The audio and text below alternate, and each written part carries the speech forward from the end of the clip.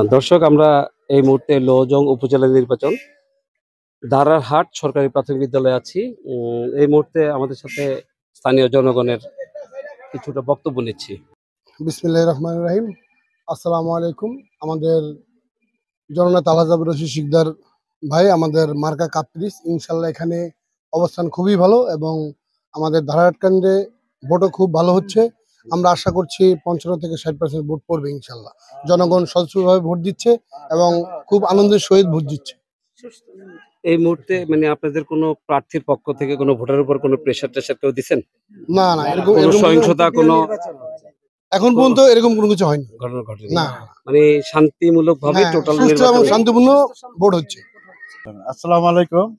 আমি বলতি গ্রামের 1 নম্বর ওয়ার্ডের মেম্বার রফিক নেতা আলহাজ আব্দুর রশিদার আমাদের কাপ্রিস মার্কা এবং দারারহাট কেন্দ্রের সুষ্ঠুভাবে সুন্দর নির্বাচন করে আমরা জয়ের পক্ষে আছি ইনশাল্লাহ। আসসালামু আলাইকুম। আমি এস.এম. হারুনুর রশিদ, দারারহাটের বাসিন্দার। আমাদের প্রার্থী হচ্ছে রশিদ শিকদার। আমরা এবং কাপ্রিস মার্কা নিয়ে আমরা নির্বাচন করতেছি ইনশাল্লাহ। শান্তিপূর্ণ এই পর্যন্ত ভোট হয়েছে।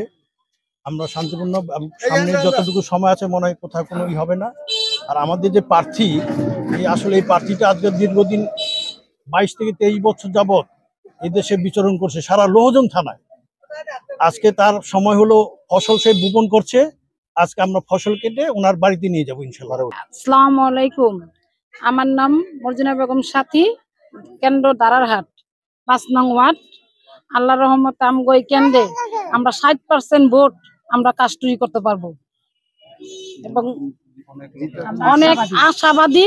আর আমগো এই কেন্দ্রে সুস্থভাবে নির্বাচন হয়েছে। আর মাত্রা সব কাপ্রিস